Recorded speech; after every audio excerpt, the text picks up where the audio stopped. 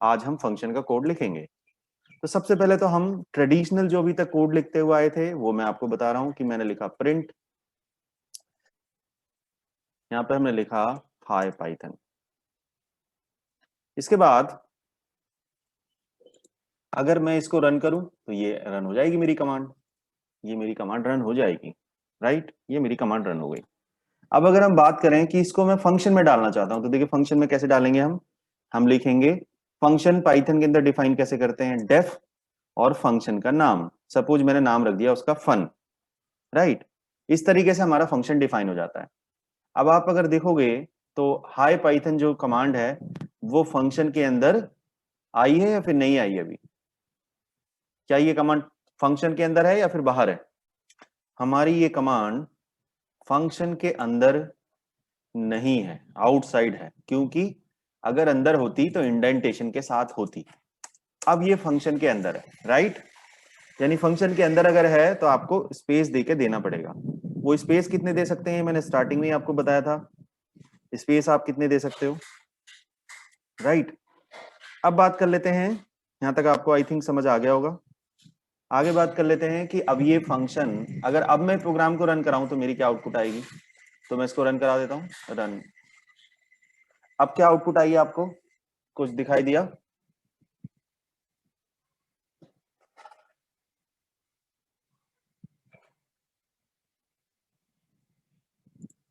अब जो है ये आउटपुट आपकी एग्जीक्यूट नहीं हुआ।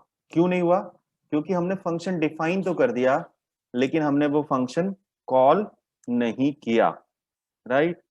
हमने फंक्शन डिफाइन कर दिया बट हमने उस फंक्शन को कॉल नहीं किया।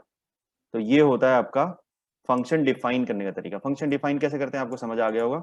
ये फंक्शन अभी डिफॉल्ट फंक्शन है, इसके अंदर कोई आर्ग्यूमेंट हम रिसीव नहीं कर रहे। अब इस फंक्शन को कॉल कैसे करते हैं वो देख लेते हैं। अगर आपको फंक्शन कॉल करना है तो आप फंक्शन से बाहर निकलो और जस्ट फंक्शन का नाम लिख दो, बस ये लो, ये हो गया कॉल करने का तरीका। फंक्शन कॉल कैसे होता है, ये है बस फंक्शन का नाम। क्योंकि ये डिफॉल्ट फंक्शन था, ये कोई आर्गुमेंट ले नहीं रहा था तो हमने भी आर्गुमेंट नहीं भेजे। अगर ये फंक्शन कोई आर्गुमेंट ले रहा होता तो हम यहाँ से आर्गुमेंट भी भेज देते, राइट। तो ये होता है तरीका फंक्शन को कॉल करने का। अब आपकी ये फंक्शन कॉल हो जाएगा, इसका मतलब ये एग्जीक्यूट हो जाएगा। तो अब आपकी आउटपुट आपको दिख जाएगी, चलिए देख लेते हैं। ये देख पा रहे होगे, अब आपको आपकी आउटपुट दिख गई, हाई पाइथन। अभी तक आप यहां तक कुछ मेरे से पूछना चाहते हो तो पूछ सकते हो, अदरवाइज मैं आपको आगे बताता हूं जिसमें हम बात करेंगे आर्ग्यूमेंट के बारे में।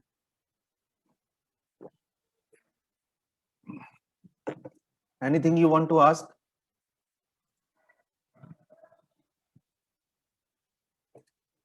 कुछ पूछना चाहते हो? Done done, very good, fantastic.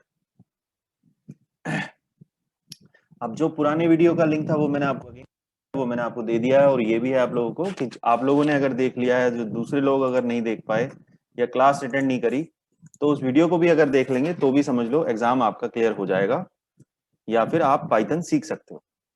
अब बात करते हैं कि फंक्शन बनाते कैसे हैं, फंक्शन कॉल कैसे करते हैं, वो मैंने आपको बता दिया।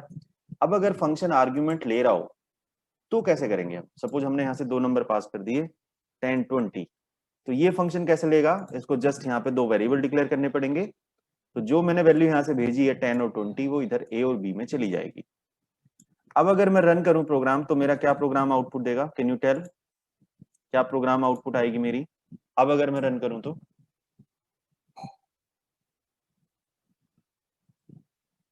क्या आउटपुट आने वाली है अगर मैं रन करूं अभी प्रोग्राम को? तो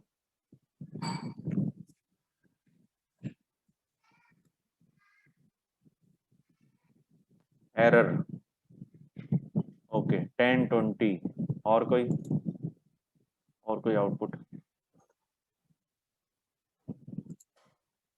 हाय पाइथन, वेरी गुड। देखिए दो कॉन्सेप्ट समझिए, मैंने आपको बताया था कि जब हम आर्ग्यूमेंट भेजते हैं तो जितने नंबर ऑफ आर्ग्यूमेंट भेजते हैं उतने ही वेरिएबल भी ऊपर डिक्लेयर करने पड़ते हैं फंक्शन के अंदर आर्ग्यूमेंट की लिस्ट में। तो हमने 2 वेरिएबल भेजे, 2 इनपुट भेजी, 2 पैरामीटर भेजे, ऊपर भी 2 वेरिएबल हैं। तो इसको कोई दिक्कत नहीं है। इसका ये मतलब नहीं कि अगर मैंने यहाँ से 10 और 20 भेजे तो वो मेरे प्रोग्राम में यहाँ पर फंक्शन के अंदर यूज होने ही चाहिए, ऐसा कोई रूल नहीं है, राइट। तो इसका मतलब ये भी नहीं कि अगर मैंने प्रिंट नहीं कराया तो ये मेरी कमांड नहीं चलेगी। भाई फंक्शन एग्जीक्यूट होगा, अब फंक्शन में जो काम लिखा हुआ वो एग्जीक्यूट हो जाएगा, तो क्या आउटपुट आएगी, हाई पाइथन, राइट, बिल्कुल करेक्ट है, high Python is the right answer. अब हम इसको रन कर लेते हैं। अब आप देख रहे होगे सॉरी, वही आउटपुट सॉरी, वो आउटपुट आपको दिखाई देगी, हाई पाइथन। अब अगर हम बात करते हैं, अगर ये वेरिएबल का हमें यूज करना हो ए और बी का, तो हम किस तरीके से कर सकते हैं। सपोज मुझे इन दो नंबरों को नंबर मानते हुए उनका सम करना था, तो मैं कैसे करूंगा, c is equal to a plus b, यानी c मेरा एक और नया वेरिएबल हो गया जिसको मैंने a प्लस बी को ऐड करके c के अंदर लिख दिया। अब सपोज मैं c को प्रिंट कराना चाहता हूं तो मैं कर सकता हूं, मैंने यहाँ पे लिखा message the sum is comma c, right. तो इसका मतलब हो गया इस केस में मैं फंक्शन को आर्ग्यूमेंट भेज रहा हूं बट फंक्शन वापस मुझे रिटर्न नहीं कर। क्लियर, फिर ध्यान से सुनिए, इस बार मैं फंक्शन को आर्ग्यूमेंट भेज रहा हूं बट फंक्शन मुझे कोई वैल्यू रिटर्न नहीं कर रहा। ठीक है, अब हम कैसे करेंगे, अगर अब आप इसकी आउटपुट देखोगे तो आपको आउटपुट मिल जाएगी द सम इज 30। अब आपके मन में क्वेश्चन हो सकता था कि ये जो मैंने दो वैल्यू भेजी है हार्ड बोर्ड 10 और 20, क्या मैं इनको यूजर से इनपुट करा के भेज सकता हूं क्या। तो क्या आप मुझे बताओगे कि अगर मैं यूजर से इनपुट करा के भेजना चाहता हूं तो मैं कैसे करूंगा। Yes please respond.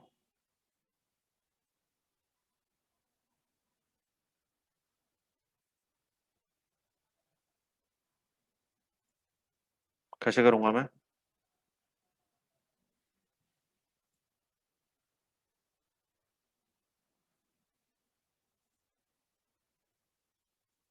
देखिए, जो मैंने यहाँ पे 10 20 दी है, चाहूं तो मैं यूजर से भी इनपुट ले सकता हूँ किसी वेरिएबल के अंदर। यस, कोई रिप्लाई आया, फंक्शन से पहले देनी पड़ेगी इनपुट में भी, हाई पाइथन फंक्शन से पहले देनी पड़ेगी।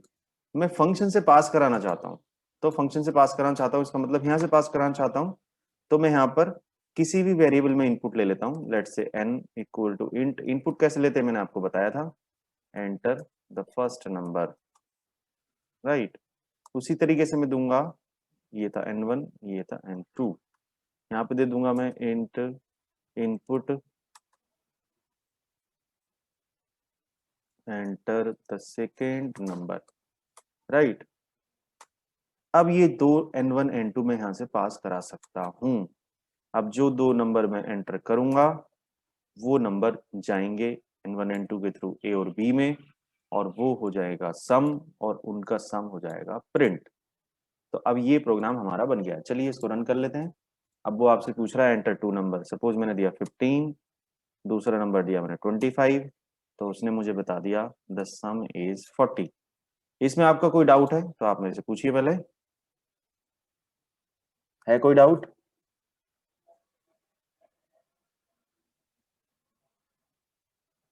ओके, अब अगर सपोज फंक्शन जो कुछ कैलकुलेशन कर रहा था, ये उसने कैलकुलेशन करी, हम ये नहीं कह रहे कि तू प्रिंट नहीं करा सकता, करा सकता है तू प्रिंट, लेकिन अब हम उससे बोल रहे हैं उस फंक्शन से कि आपको वैल्यू वापस रिटर्न करनी है।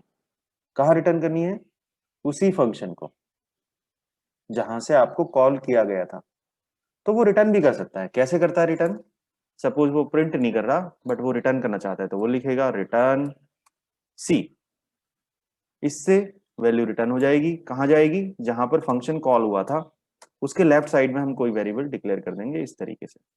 तो यानी जब उसने वैल्यू रिटर्न करी थी सी, वो आ गई अब के अंदर, और के अंदर फिर हम यहाँ पर उसको प्रिंट करवा सकते हैं।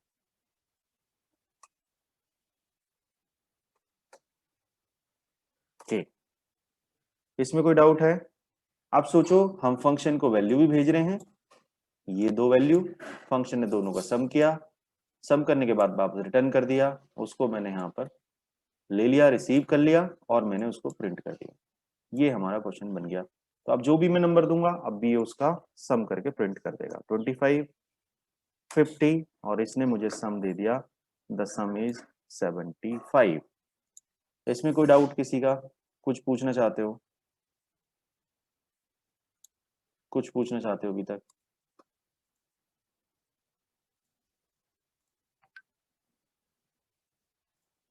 Yes no? कुछ पूछना चाहते हो?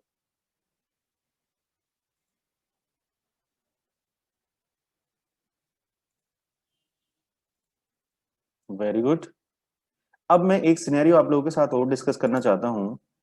जब आप फंक्शन को कॉल करते हो मल्टीपल आंसर रन कर सकता है, मल्टीपल आंसर रन कर सकता है। ये मुझे समझ नहीं आया आपका क्वेश्चन। अब्दुल आप बताना चाहते हो या फिर पूछ रहे हो मेरे से कुछ? ओके, अभी आप दोबारा मुझे चैट में बताओ, आप पूछ रहे हो या फिर मुझे कुछ बता रहे हो कुछ, या फिर आपकी कोई क्वेश्चन है? क्वेश्चन है तो स्पेसिफाई करो उसको। बात करते हैं हम, एक और चीज आपको बताता हूँ। टोटल आपके 4 सिनेरियो बनेंगे फंक्शन को कॉलिंग करते हुए। 4 सिनेरियो कौन कौन से? 1 2 3 4। पहला सिनेरियो, जब आप फंक्शन को कॉल करते हुए ना तो आप उसको आर्ग्यूमेंट भेजते हो,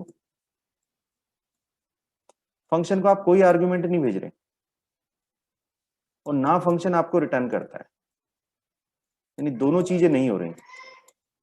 ना आप फंक्शन को आर्ग्यूमेंट भेज रहे हो, नो आर्ग्यूमेंट नो रिटर्न। पहला सिनेरियो,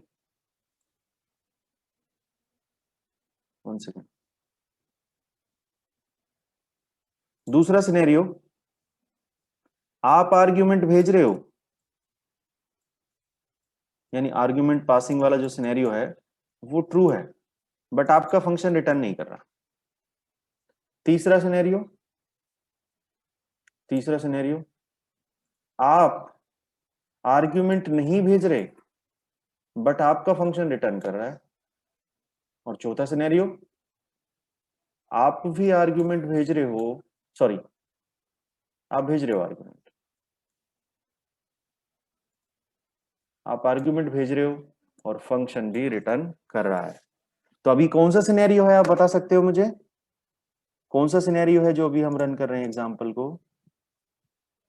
अभी कौन सा सिनेरियो है जिसमें हम एग्जांपल रन कर रहे हैं?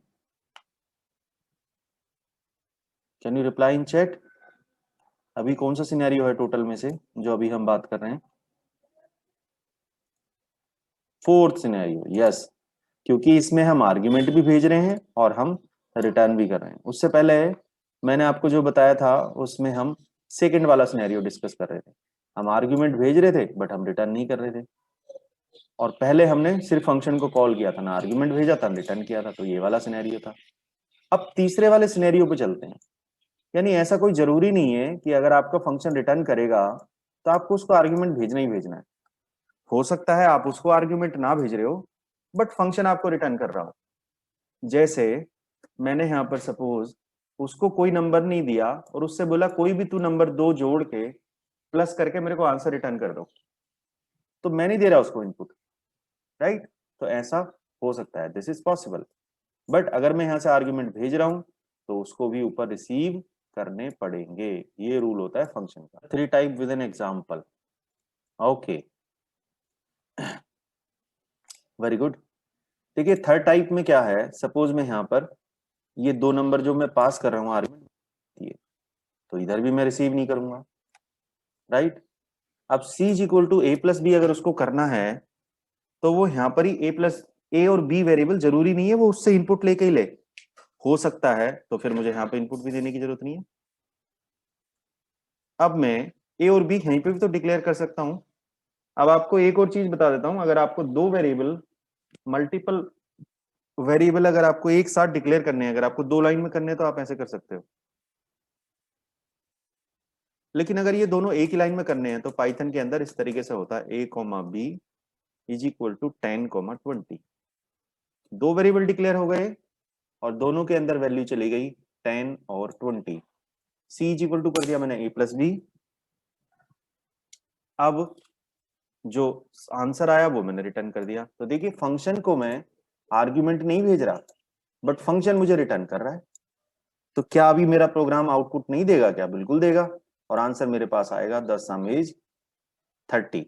कैसे आएगा देख लेते हैं।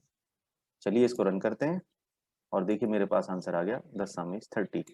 इसका मतलब इस फंक्शन को मैंने आर्ग्यूमेंट नहीं भेजा, बट फंक्शन ने वापस मुझे रिटर्न करी है वैल्यू। तो थर्ड वाला सिनेरियो है ये, जिसमें हमने बोला था कि हम आर्ग्यूमेंट को वैल्यू पास नहीं करते, no argument passing, but function is returning the value, right? So this is the third scenario. So anything you want to add? कुछ चीजें मैं आपको बता सकता हूँ, बताना चाहता हूँ एक्चुअली। जब आपने एक बार फंक्शन बनाया तो आप उसी फंक्शन को मल्टीपल टाइम्स कॉल कर सकते हो। ऐसा नहीं कि आपने एक बार फंक्शन कॉल कर लिया अब आप दोबारा नहीं करोगे, मल्टीपल कॉल कर सकते हैं। यही आपकी क्वेरी थी, सर एक ही फंक्शन पे मल्टीपल कॉल कर सकते हैं? यस बिल्कुल कर सकते हैं। आपने एक बार फंक्शन बनाया, ये बता रहा हूं अभी कि उस फंक्शन को आप बार बार कॉल कर सकते हैं, ठीक है? और जैसे हम इनपुट वाले केस में कर लेते हैं, जो हमारा पहला फंक्शन था a, b,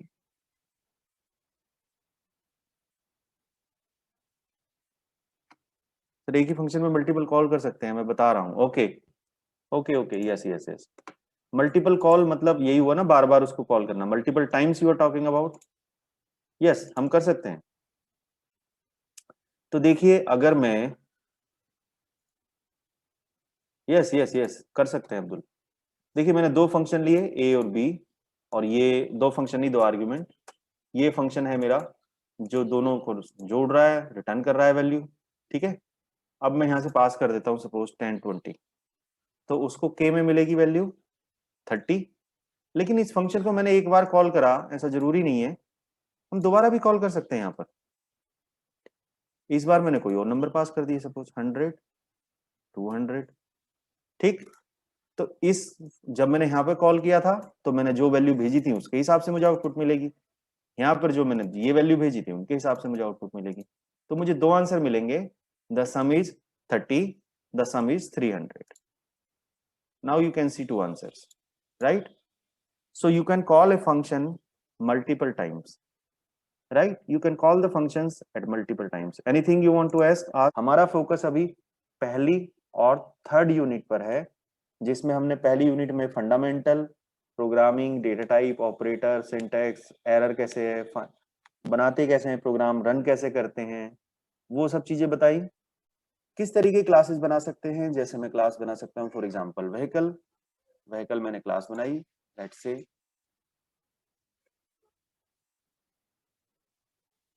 तो जब मैंने व्हीकल क्लास बनाई तो इसके फीचर्स कुछ होंगे, फीचर्स यानी कि प्रॉपर्टीज, जैसे for example vehicle number, company name, model, colour, right? बहुत सारी चीजें हो सकती हैं, तो ये बोलती हैं उसकी प्रॉपर्टीज। प्रॉपर्टीज के बाद हुआ कि now we can create the object of this class. Now there is the difference between class and object. This is a class, this is object suppose. So object is the real entity. ये है V1, इसका मतलब V1 is real, but vehicle is totally not tangible entity. मतलब ये virtual है, जब हम उसका एक ऑब्जेक्ट बनाते हैं तब वो रियल बनता है। यानी हम सोचो, हम कहते हैं गाड़ियां, इसका मतलब ये वर्चुअल है। कौन सी गाड़ी अभी हमें नहीं पता। जब मैंने B1 बोला इसका मतलब ये रियल ऑब्जेक्ट बन गया। इसी तरीके से इस क्लास के हम मल्टीपल ऑब्जेक्ट क्रिएट कर सकते हैं, B2, B3। बट याद रखना कि जितने भी मैं ऑब्जेक्ट बनाऊंगा वो टोटल ऑब्जेक्ट आर डिस्टिंक्ट, वो हर ऑब्जेक्ट अलग है एक दूसरे से, राइट? हो सकता है उनकी वैल्यू सेम हो, बट स्टिल वो ऑब्जेक्ट डिफरेंट है। इसका क्या मतलब हुआ?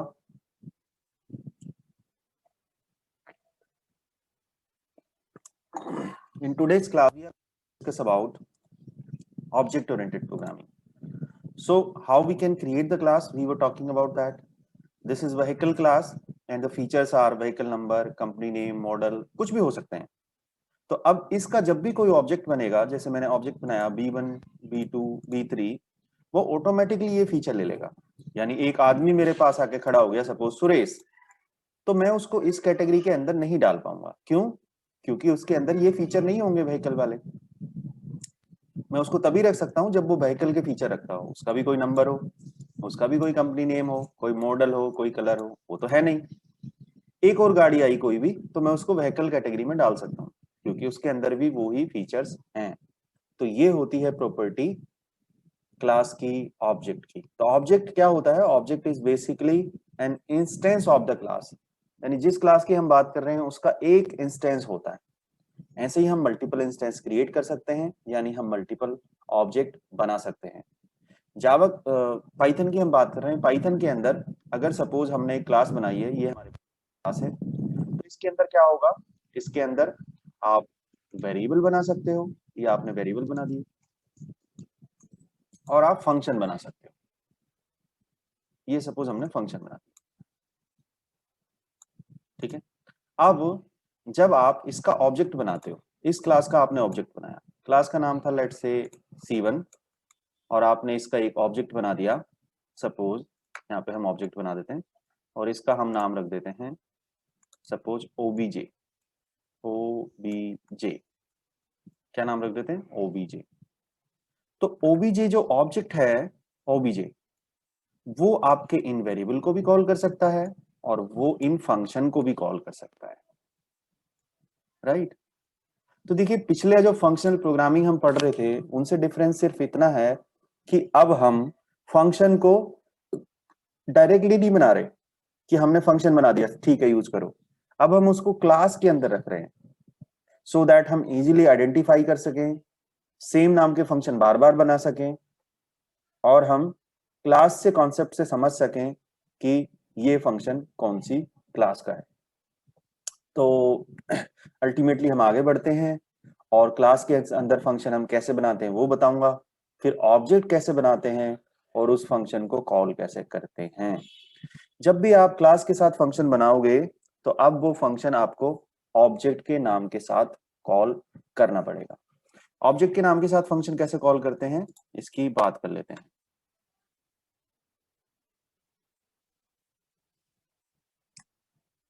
ओके, अब मैं इसको रफ कर देता हूं और फिर से आपको यहाँ पे कोडिंग लिख के दिखा देता हूं। चलिए, तो देखिए किस तरीके से फंक्शन बनाते हैं, क्लास बनाते हैं। पहले तो पाइथन के अंदर वो समझ लेते हैं। हमने लिखा क्लास और यहाँ पे लिख दिया क्लास का नाम, सपोज A, ठीक है। अब याद रखना, क्लास का भी स्टार्ट करनी है, यानी क्लास मैंने स्टार्ट की, उसके बाद मैंने क्लास का नाम दिया और मैंने कॉलन लगा दिया। कॉलन के बाद फिर से मैं स्पेस दूंगा और मेरी क्लास की बॉडी स्टार्ट हो गई। इसके अंदर अगर मुझे फंक्शन बनाने हैं तो मैं फंक्शन बना सकता हूं। किस तरीके से बनाते हैं फंक्शन? देखिए, मैंने लिखा डेफ, वैसे ही बनेगा फंक्शन, और फंक्शन का नाम लिख दिया सपोज F1। अब इसके अंदर एक डिफॉल्ट आर्ग्यूमेंट आपको ऑलवेज पास करना होता है, उसका नाम होता है सेल्फ। अगर आप डिफॉल्ट फंक्शन भी बना रहे हो, यानी आपका फंक्शन कोई आर्ग्यूमेंट नहीं लेता, तब भी आप इस फंक्शन को, फंक्शन के अंदर ये आर्ग्यूमेंट पास करोगे। इस फंक्शन के अंदर मैं कुछ भी कोडिंग लिख सकता हूं। मैं लिख सकता हूं यहाँ पर print this is function inside the class. इसको हम थोड़ा बड़ा कर लेते हैं टेक्स्ट बॉक्स को, और इस क्लास के अंदर, ये क्लास की कोडिंग मेरी स्टार्ट हुई और उसके बाद उसके अंदर एक फंक्शन है, उस फंक्शन के अंदर प्रिंट स्टेटमेंट है। अब बात करते हैं कि इस फंक्शन को हम किस तरीके से कॉल करते हैं। तो कॉल करने के लिए हम सबसे पहले क्लास का ऑब्जेक्ट बनाते हैं। ऑब्जेक्ट किस तरीके से बनाते हैं? देखिए, इस तरीके से हम ऑब्जेक्ट बनाते हैं। ऑब्जेक्ट का नाम इक्वल टू क्लास का नाम। सपोज अब आप इस फंक्शन को कॉल करना चाहते हो तो आप दोगे ऑब्जेक्ट का नाम डॉट फंक्शन का नाम। तो ये तरीका होता है। इसको आप एक बार नोट डाउन कर सकते हो, इसकी फोटो खींच सकते हो, इसको मैं भी कोड को चला के दिखाऊंगा आपको, और अगर कोई डाउट है तो आप मेरे से पूछ लीजिए। तो चलिए बात करते हैं कि किस तरीके से हम क्लास बनाते हैं पाइथन के अंदर।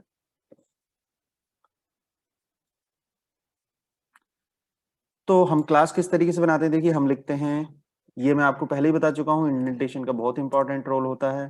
सपोज हमने यहाँ पे क्लास बनाई ए, इसके बाद इसके अंदर मुझे फंक्शन बनाना है तो मैं बनाऊंगा डेफ फंक्शन का नाम। सपोज मैंने नाम लिख दिया F1 और इसके अंदर मैंने आपको बताया था कि सेल्फ ऑटोमेटिकली भी देखो आ गया। इसके अंदर मुझे प्रिंट करना है तो मैंने लिखा प्रिंट, यहाँ पे लिख दिया this is function with in class, right. उसके बाद इस फंक्शन से बाहर हम निकलते हैं, इस क्लास से भी बाहर निकला मैं टोटल, और अब मैं इस क्लास का ऑब्जेक्ट किस तरीके से बनाऊंगा तो वो मैंने आपको बताया था। और उसके बाद फिर हम रन कैसे कराएंगे अपने फंक्शन को, वो भी मैंने आपको बताया था। तो चलिए बात करते हैं कि हम फंक्शन किस तरीके से बनाते हैं। फंक्शन बनाने के लिए आपको क्या करना पड़ेगा, आप सबसे पहले उसका ऑब्जेक्ट बनाओगे। फंक्शन कॉल करने के लिए सबसे पहले आप उस क्लास का ऑब्जेक्ट बनाओगे और फिर उस ऑब्जेक्ट के साथ आप फंक्शन को कॉल करोगे। तो चलिए सबसे पहले बनाते हैं हम ऑब्जेक्ट। ऑब्जेक्ट बनाने के लिए मुझे लिखना पड़ेगा,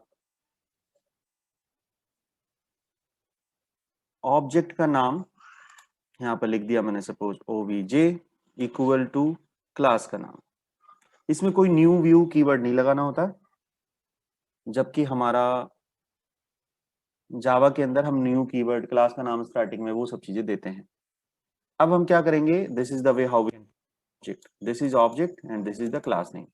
now we will call the function like this obj dot function name f1, राइट। तो ये फंक्शन आपका कॉल हो जाएगा। अगर आपने सिर्फ ऑब्जेक्ट बनाया है तो ये फंक्शन बाय डिफॉल्ट आपका कॉल नहीं होगा। तो चलिए इसको देख लेते हैं, मैं इसको करता हूं रन।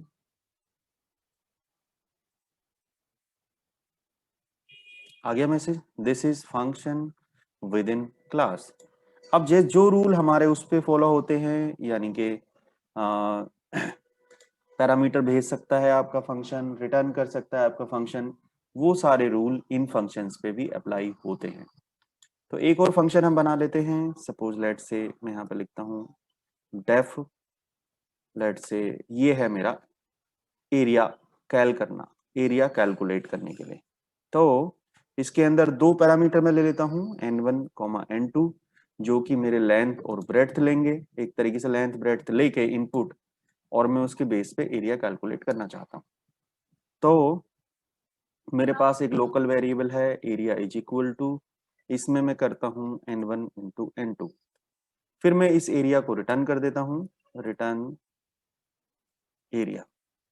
ये मेरा फंक्शन है। दूसरा फंक्शन मैंने बनाया, फंक्शन का नाम है एरिया कैल। वो करता क्या है, वो दो आर्ग्यूमेंट लेता है n1 n2, उनका एरिया निकालता है और उस एरिया को कर देता है रिटर्न। अब उस फंक्शन को हम कॉल करते हैं। देखिए पहले फंक्शन को हम कॉल करते हैं,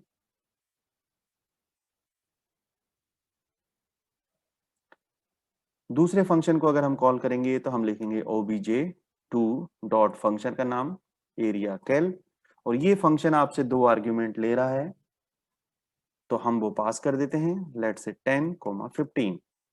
अब एक कंफ्यूजन आपके मन में हो सकता है कि वहां से मैंने वैल्यू रिटर्न करवाई है, वो मैं यहाँ पर रिसीव कर सकता हूँ,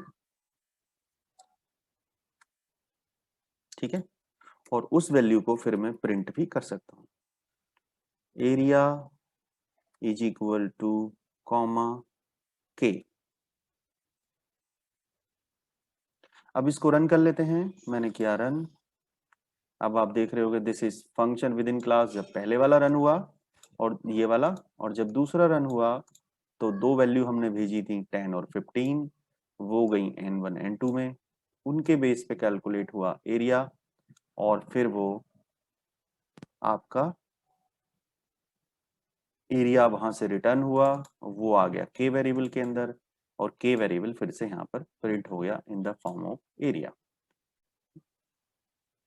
अब बात करते हैं, कई सारे कंफ्यूजन आपके दिमाग में हो सकते हैं, मैं एक एक करके उनका आंसर करता हूं इससे रिलेटेड। अगर मैंने यहाँ पर ऊपर दो आर्ग्यूमेंट लिए हैं लेकिन यहाँ पर दो वेरिएबल नहीं दिए तो क्या होगा, पहला तो ये कंफ्यूजन है। चलिए इसको रन करते हैं, देख लेते हैं। अभी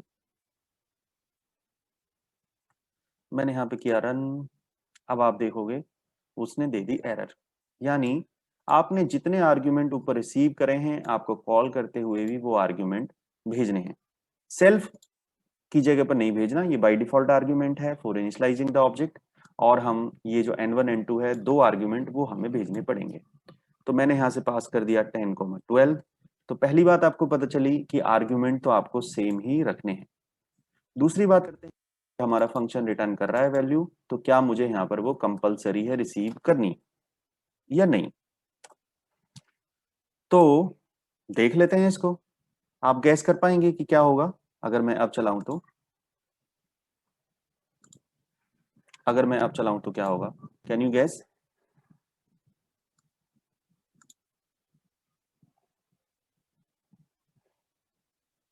अगर मैं अब चलाऊं तो क्या होगा?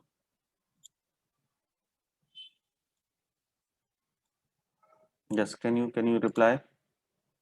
No error, very good. Yes, कोई एरर नहीं आएगी, इसका मतलब रिटर्न करना हमारे लिए, रिटर्न अगर हम करते हैं तो उस वैल्यू को रिसीव करना या कैच करना कोई कंपलसरी नहीं होता। चलिए देख लेते हैं। लेकिन कोई आउटपुट नहीं दिखाई दी, लेकिन इसका ये मतलब नहीं है कि ये फंक्शन एग्जीक्यूट नहीं हुआ है, ये फंक्शन हमारा एग्जीक्यूट हुआ है, राइट। तो ये डाउट आपके दूर हो गए होंगे। अब दूसरी बात मुझसे किसी ने पूछी कि क्या हम दोबारा ऑब्जेक्ट बना सकते हैं क्या? यस, हम दोबारा ऑब्जेक्ट बना सकते हैं।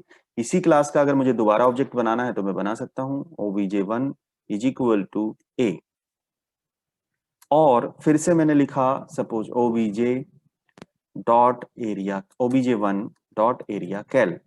एक बात तो ये हुई कि एक ही ऑब्जेक्ट बना के उससे मैं बार बार फंक्शन भी कॉल कर सकता हूं और दोबारा भी मैं ऑब्जेक्ट बना सकता हूं, ठीक है। तो अब देखिए दूसरा एक और ऑब्जेक्ट बन गया obj1, और ये एक ऑब्जेक्ट बन गया, उसके साथ मैंने कर लिया फंक्शन कॉल। तो मैं इसको कर लेता हूं रन, नेम के इज नॉट डिफाइंड, तो हम यहाँ पर रिसीव कर लेते हैं सपोज के इज इक्वल टू। चलिए अब आप देखोगे यहाँ पर मैंने एरिया कैल कॉल किया था 2030, उससे हमने रिटर्न नहीं कराई वैल्यू, तो यहाँ पर वो प्रिंट नहीं हुआ, लेकिन दोबारा भी हमारा फंक्शन कॉल हो गया होगा।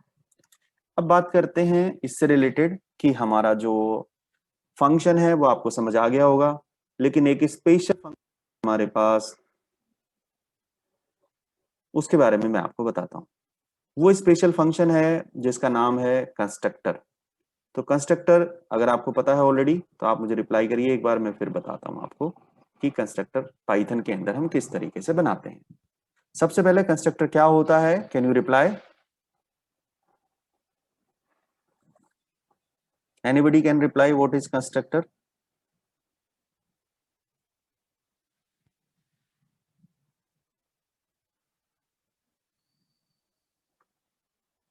यस,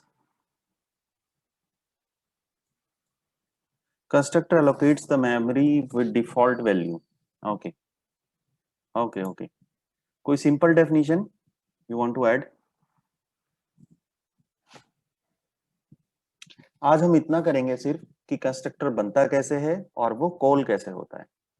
तो पाइथन के अंदर कंस्ट्रक्टर का मतलब, अगर अभी तक आपने सी प्लस प्लस जावा ये लैंग्वेज पढ़ी होंगी, तो कंस्ट्रक्टर का मीनिंग होता था the constructor have the same name with the class name, और वो ऑटोमेटिकली कॉल हो जाता है। Class is like an object, constructor और blueprint for creating the object. Okay, now we are talking about the constructor. So how we define the constructor in Python? जावा में, C plus plus में हमारा जो constructor होता है वो class के ही नाम का होता है, जबकि पाइथन में ऐसा नहीं होता। पाइथन में आप कंस्ट्रक्टर क्लास के नाम बनाते हैं, लेकिन कंस्ट्रक्टर की एक प्रॉपर्टी ये होती है कि वो ऑब्जेक्ट क्रिएट करते ही ऑटोमेटिकली कॉल हो जाता है, जबकि फंक्शन को आपको एक्सप्लिसिटली कॉल करना पड़ता है। बट कंस्ट्रक्टर को आपको एक्सप्लिसिटली कॉल नहीं करना पड़ता, यानी आप ऑब्जेक्ट क्रिएट करेंगे, कंस्ट्रक्टर ऑटोमेटिकली कॉल हो जाएगा। तो इसको समझने के लिए मैं इसको पूरे को हटा देता हूं। अभी कंस्ट्रक्टर बनता कैसे है पहले वो देख लेते हैं। तो कंस्ट्रक्टर बनाने के लिए हमें लिखना होता है डेफ अंडरस्कोर अंडरस्कोर इनिट, उसके बाद फिर से 2 टाइम्स अंडरस्कोर लगाते हैं, और फिर बाय डिफॉल्ट ये भी सेल्फ वैल्यू लेता है जो कि ऑटोमेटिकली आ गई थी। अब इसके अंदर मैं एक प्रिंट स्टेटमेंट लिख देता हूं, प्रिंट दिस इज कंस्ट्रक्टर।